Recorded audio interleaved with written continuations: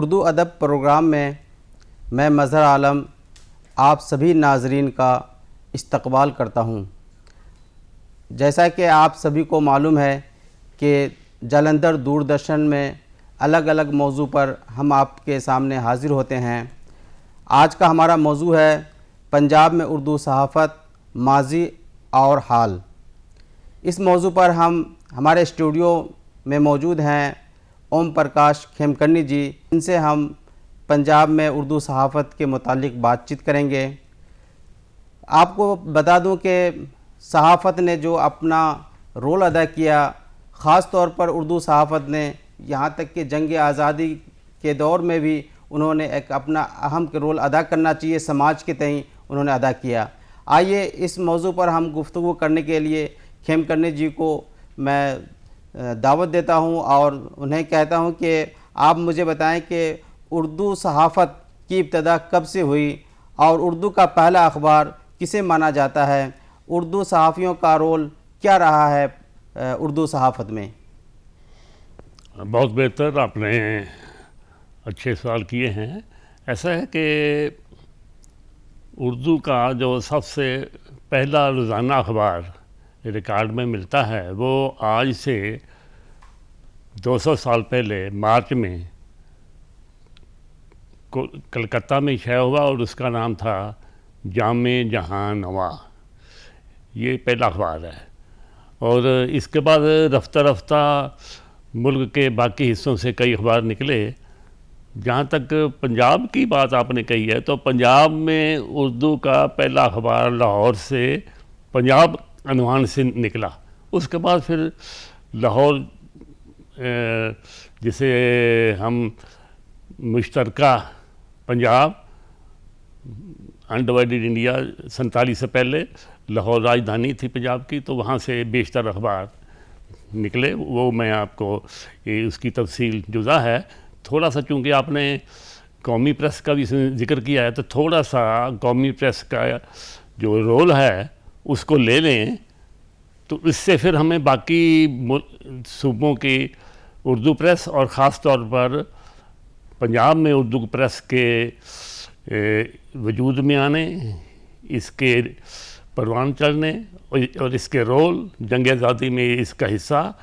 और मैं आपको ये बता दूं कि कौमी सतह पर दिल्ली में 2 अखबार शुरू हुए जिन्होंने आज़ादी आंदोलन को अपना मिशन अपनाया।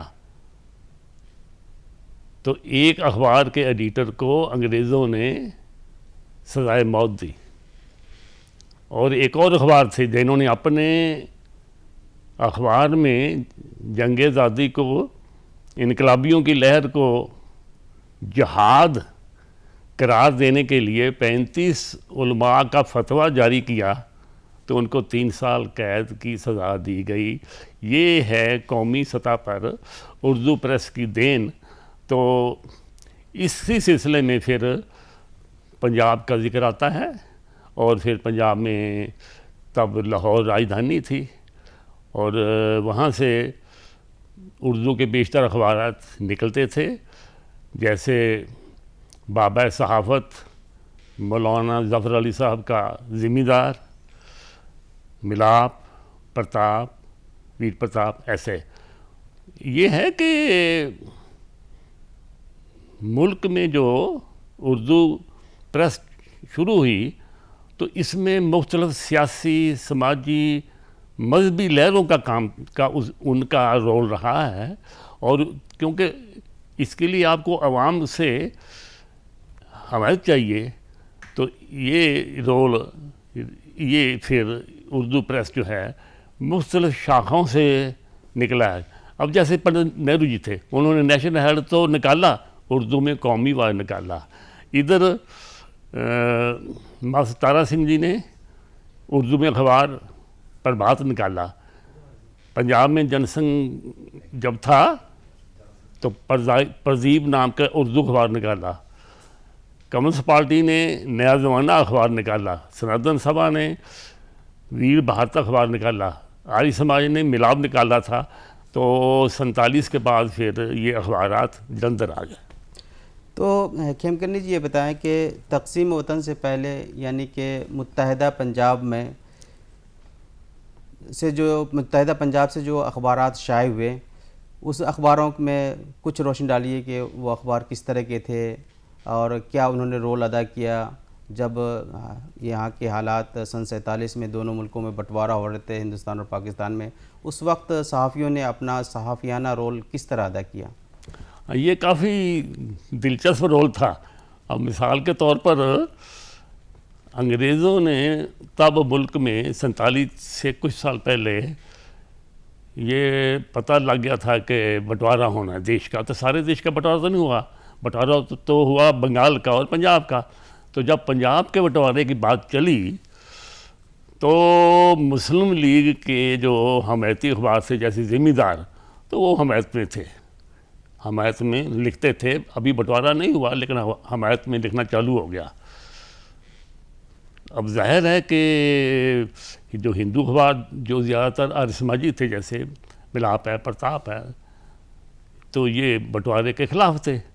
और ये मुखालफत कुदरती थी क्योंकि पंजाब के बंटवारे का मतलब लाहौर किधर जाना था। लाहौर महाराजा रंजीत सिंह की राजधानी थी और सबसे आखिर में पंजाब ही वाहिद रियासत थी जो अंग्रेज़ों के कब्जे में आई। ये सबसे कम अरसा में पंजाब गुलाम रहा है। तो जब अंग्रेज़ जाने लगे और उनको जाना तय था, तो वाकई फिर ये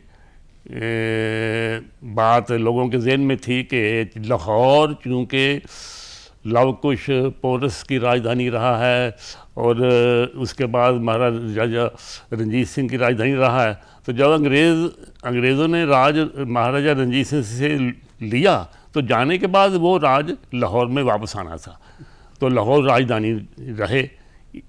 तो इसके लिए फिर हिंदू अखबारात बंटवारे की मुखालफत करते थे, तो आपस में नोक-झोंक होती थी।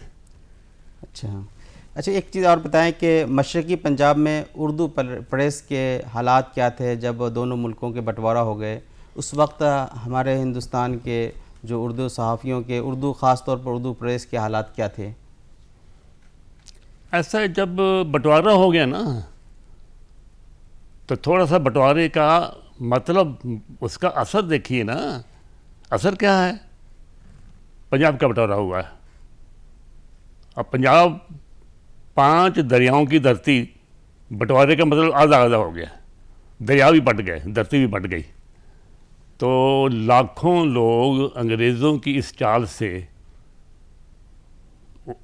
उजड़े गए, उखड़े, घरों से निकाले गए, अपनी मर्जी से निकाले गए और लातादाद लोग लुक़्मा अजब ने मारे गए। और सच पूछिए तो बंटवारे का जो अजाब है, संताप है, अभी तक लोग उसको झेल रहे हैं। तो जब बंटवारा हुआ और लाखों लोग यकदम आ गए, तो समस्या आई कि इनको आबाद कैसे करना है, उनको बहाल कैसे करना है, उनके लिए रोज़गार क्या हो, और फिर लैंड ऑर्डर का मसला। उसमें प्रेस का क्या रोल था? जो सहाफ़ियों ने अपना रोल अदा किया कि जिससे एक अमन पैदा हो, लोगों में जो एक सरासीमगी थी वो दूर हो, लोग अमन से रहें। उसका उस वक्त प्रेस वालों सहाफ़ियों ने क्या रोल अदा किया और किस अखबारों ने अपना अहम रोल अदा किया? तो फिर उस वक्त ये था कि इनके मसाइल को हल करने के लिए नुमायां तौर पर शाया किया जाए, सरकार को बताया जाए, और फिर ताकि इनकी मुश्किलात का अजाला हो। लाखों लोग आ गए हैं तो रहने की समस्या है, इसमें सरकार से मदद ली जाए कि जो जगह खाली हैं वो इनको दी जाएं।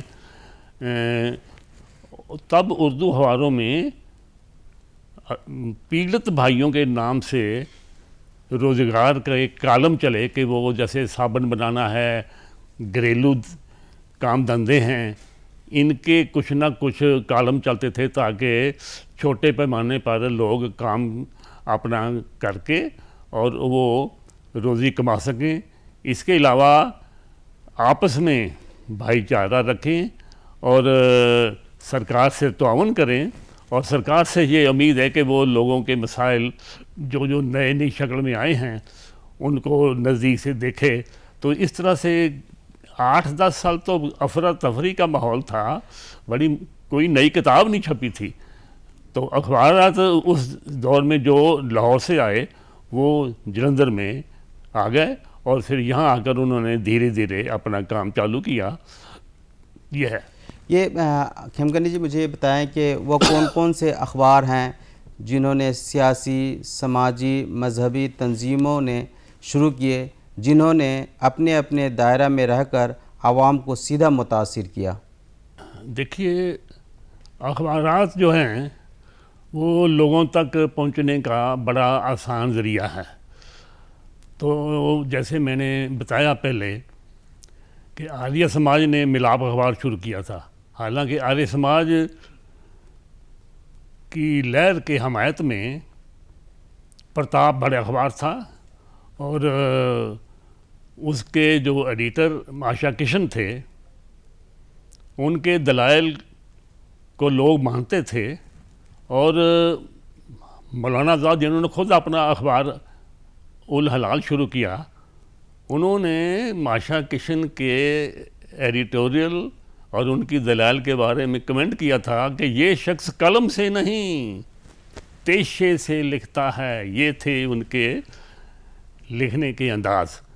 तो मेरा कहने का मतलब ये है कि इन उर्दू अखबारों ने फिर 47 के बाद पंजाब का जो भी नक्शा था, इसमें लोगों की बेहतरी के लिए जो कुछ कोई दिक्कतें थी वो अपने कालमों में उन्होंने नुमायाँ की और सरकार के पास रोज़ ये चीज़ें कटिंग जाती थी। तो इससे लोगों की तकलीफ़ दूर करने में आहिस्ता आहिस्ता सहायता होने लगी। अच्छा खेमगनी जी बताएं कि एक शायर का शेर भी है कि उर्दू है जिसका नाम हम ही जानते हैं दाग, हिंदुस्तान में धूम हमारी ज़बां की है। तो क्या आपको महसूस हो रहा है कि इस वक्त वाकई धूम उर्दू की है, उर्दू सहाफ़त की है? देखिए, जहाँ तक उर्दू की बात है, मुझे बड़ी तकलीफ़ होती है ये कहते हुए कि ये मुश्तरका विरसा है हमारा। बेहतरीन उर्दू शायरी मौजूद है और ये हमारी हिस्ट्री, हमारे कल्चर का हिस्सा है और लिटरेचर का बहुत अजीम सरमाया यहाँ मौजूद है। लेकिन ये बड़ी एक ट्रेजेडी है कि 47 के बाद जो सालसानी 3 लैंग्वेज फार्मूला बना, उससे उर्दू की बड़ी हक तलफी हुई। आप मुझसे पूछेंगे क्या है, अब मैं बताता हूँ। मान लीजिए पंजाब है, पंजाब में सारा रेवेन्यू रिकॉर्ड, रजिस्ट्रियों की तमाम दस्तावेज़ात 100 साल पुराने, 50 साल पुराने उर्दू में हैं। लोग कई मेरे पास आते हैं, मैं तो बचपन से उर्दू पढ़ा हूँ, तो उनको दिक्कत होती है कि वो इन दस्तावेज़ात को पढ़ाएं कहाँ से। अब क्या है पंजाब में कि उर्दू सिर्फ सरकारी सतह पर सरकारी मुलाजमीन के लिए ऑप्शनल है। जो सीखना चाहें, मुलाजम सीख लें तो बादशाह विभाग में कहीं जा सकते हैं। दूसरे सवाए मलेर कोटले के गिरदोनवा के उर्दू की तालीम नहीं है और उर्दू की तालीम ना होने से हम मुल्क का, कौम का, पंजाब का और आने वाली नस्ल का इतना अजीम नुकसान कर रहे हैं कि जिसकी तरफ मुझे अफसोस है। कोई तवज्जो जो दी जानी चाहिए नहीं दी गई और इसके लिए मैं चाहूँगा कि जो बेदार अवाम हैं, जो दानश्वर हैं और जो मुल्क के माहिरीन तालीम हैं, मुफक्कर हैं, आपस में बैठें और तय करें सरकार के साथ कि उर्दू किस सतह से ऑप्शनल अख्तियारी तौर पर शुरू की जा सकती है, शुरू की जानी चाहिए। ये मैं ज़ोर से कह रहा हूँ। इसके बगैर नई नस्ल का पुराने लिटरेचर, पुराने दस्तावेज से राब्ता टूट जाएगा तो उनको पढ़ाने के लिए कहाँ से आएंगे। लेकिन एक सवाल मेरा खेमकरनी जी आपसे है कि पंजाब में उर्दू सहाफ़त को क्या मसाइल दरपेश हैं? अब तो पंजाब में उर्दू सहाफ़त बराए नाम है, तो मसाइल की बात तो जो है सो है। तो जब वजूद ही ख़तरे में है तो पहला मसला तो ये है कि वजूद कायम कैसे रखना है। अब ले दे के वाहद रोज़ाना उर्दू अखबार एक अदद हिंद समाचार है, हालांकि यहाँ से दर्जनों अखबार से पहले मेरा खुद अपना मैं बता दूं कि मेहनत अखबार सन 1973 में शुरू हुआ, तो इसके पहले एडिटर सत्यनंद शाकर जी थे। तो 1979 में उन्होंने फिर ये जिम्मेदारी मुझे सौंप दी। तो उर्दू का अखबार शाम का रोज़ाना चलता रहा, लेकिन 1994 में चूँकि आगे से सर्कुलेशन के लिए गाहक नहीं मिल रहे थे, मुझे वो बंद करके पंजाबी में कन्वर्ट करना पड़ा। अब देखिएगा जो अखबार बंद हो गए हैं, मुझे अफसोस से कहना पड़ता है, प्रताप अखबार रोज़ाना बंद, मिलाप रोज़ाना बंद, अजीत अखबार निकला था, हमदर्द साहब ने निकाला था, बंद हो गए। मास्टर तारा सिंह जी का अखबार था प्रभात, बंद। कम्युनिस्ट पार्टी का अखबार था नया ज़माना, बंद। वीर भारत अखबार, बंद। तो पंजाब में उर्दू सहाफ़त को ज़िंदा रखने के लिए आखिर क्या करना चाहिए आपकी निगाहों में? यही करना चाहिए। मैं बताता, हमने शुरुआत की थी लेकिन गवर्नमेंट ने ज़रा उसमें पहलू तय की। देखिए यहाँ PIB में हसन साहब थे, अच्छे उर्दू दान थे, मेरे पास आए। मैं चूँकि बचपन से उर्दू पढ़ा हूँ तो ये मुझे थोड़ा बहुत उर्दू लिखने का मेरा शौक़ है, तो लोगों को पता है। मैं 1965 की जंग के बाद लिखता रहा हूँ, अब भी कुछ ना कुछ ये मेरा मुश्किला है। तो मेरे पास आए कि पंजाब में क्या किया जाए। मैंने कहा भाई देखो, उर्दू की पढ़ाई बाकायदा शुरू की जाए, एकेडमी बनाई जाए, इसके लिए अवाम सरकार का राबता ज़रूरी है, उनका ताअवुन ज़रूरी है। तो इसके लिए एक ये भी कदम है कि हम तब खुशनवीसी पे हमारा ज़ोर था कि उर्दू की किताब, अब तो कंप्यूटर में आ गई है, लेकिन कंप्यूटर में आने से पहले जो पत्रकार को हाथ से उर्दू लिखना तो आए। और मैं उर्दू कोई इतनी मुश्किल नहीं है, हालांकि ज़ौक़ का शेर है, नहीं खेल है दाग यारों से कह दो कि आएगी उर्दू ज़बान आते आते। नहीं, मैं कहता हूँ आते आते नहीं, ये तो अब जाते जाते जाने वाली नौबत दिखाई दे रही है, हम जाने नहीं देंगे। उर्दू हमारी अपनी ज़बान है, ये कायम रहेगी। अब भी आप यहाँ के जो चाहे उर्दू अखबार हैं, चाहे पंजाबी है, चाहे हिंदी है, उनके जो मज़ामीन हैं, एडिटोरियल हैं, तो जब उनको कहीं एक मार्के की बात कहनी होती है तो उर्दू के शेरों का हवाला दिया जाता है।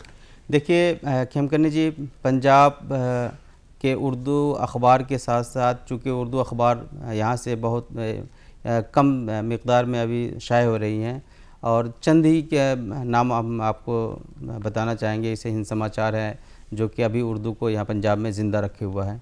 लेकिन आप अगर पंजाब के कल्चर की बात करें तो आज भी पंजाब में उर्दू अखबार, हिंदी अखबार वाले या इंग्लिश वाले या पंजाब के जो अखबारात हैं उनके एडिटर साहिबान उर्दू के लफ्ज़ का ही इस्तेमाल करते हैं।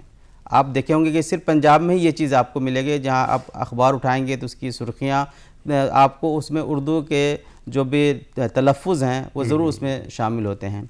चलिए, मैं आपको एक सवाल और है खेमकरनी जी कि कौमी और सूबाई सतह पर उर्दू सहाफ़त के रोल में, उर्दू सहाफ़त का जो रोल अदा किया उसमें जिन लोगों ने कुर्बानियाँ दी हैं उस पर आप कुछ रोशनी डालें।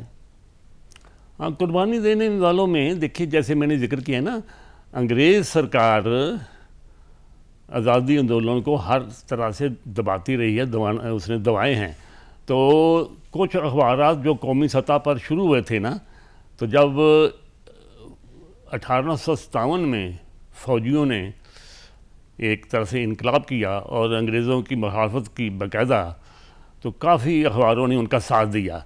लेकिन जब वो तहरीक अंग्रेज़ों ने दबा दी तो जो अखबारात उस तहरीक की हमायत करते थे वो काफ़ी बंद हो गए। तो ये एक दौर था। लेकिन इसके बाद फिर भी आज़ादी की लहर के लिए और अखबारात निकले, सामने आए और उन्होंने आज़ादी आंदोलन को बढ़ावा दिया। और आज़ादी के आंदोलन में चाहे हिंदू प्रेस था या उसको बंटवारा करके देखें मुस्लिम प्रेस है, आज़ादी के आंदोलन में अंग्रेज़ों के ख़िलाफ़ जद्दोजहद में दोनों इकट्ठे थे। तो क्या ये उर्दू किसी एक ख़ास कम्युनिटी की पहचान है कि उर्दू सबों की एक ज़बान है? वो ये एक मुगालता हो गया है, हमारी सरकार को भी मुगालता है, आम लोगों को है, ये नहीं है। देखिए मैंने जैसे इससे पहले कहा ना कि हम लोगों ने एक तजवीज़ भेजी कि उर्दू अकेडमी शुरू की जाए, तो उसका मतलब ये था कि जलंधर में हो। क्या हुआ, गवर्नमेंट ने मलेरकोटे में चालू कर दी। तो इस ख्याल से कि भी वहाँ पर मुस्लिम आबादी है, वो है, अच्छा है, वो उर्दू ज़िंदा रखे हुए हैं, मैं उनको मुबारकबाद देता हूँ। लेकिन पंजाब के बाकी शहरों में भी तो उर्दू को ज़िंदा रखना है, उसके लिए अलग से करना पड़ेगा, सोचना पड़ेगा। और उसके लिए बाकायदा अकेडमी हो, उर्दू की तालीम और तरबियत गैर सरकारी तौर पर भी शुरू हो, सरकारी तौर पर भी शुरू हो। उर्दू की पढ़ाई अख्तियारी तौर पर किसी एक मरहले से, चौथी से, छठी से शुरू की जा सकती है, तो इससे उर्दू ज़िंदा रहेगा। ये थे हमारे ओम प्रकाश खेमकरनी जी। और मैं आपसे यही गुजारिश करूँगा कि पंजाब में उर्दू अभी भी ज़िंदा है। जिसे कहा गया है कि एक शायर ने कहा है कि सलीक़े से हवाओं में जो खुशबू घोल सकते हैं, सलीक़े से हवाओं में जो खुशबू घोल सकते हैं, अभी कुछ लोग बाकी हैं जो उर्दू बोल सकते हैं। तो अभी पंजाब में उर्दू ज़िंदा है, लोगों की ज़बान पर उर्दू ज़िंदा है। मैं इंशाअल्लाह आगे जालंधर दूरदर्शन से इसी तरह आपको उर्दू सहाफ़त से मुताल्लिक़ दीगर मौज़ूआत के मुताल्लिक़ आपसे इसी तरह रूबरू होते रहेंगे। सामीन, शुक्रिया आपका।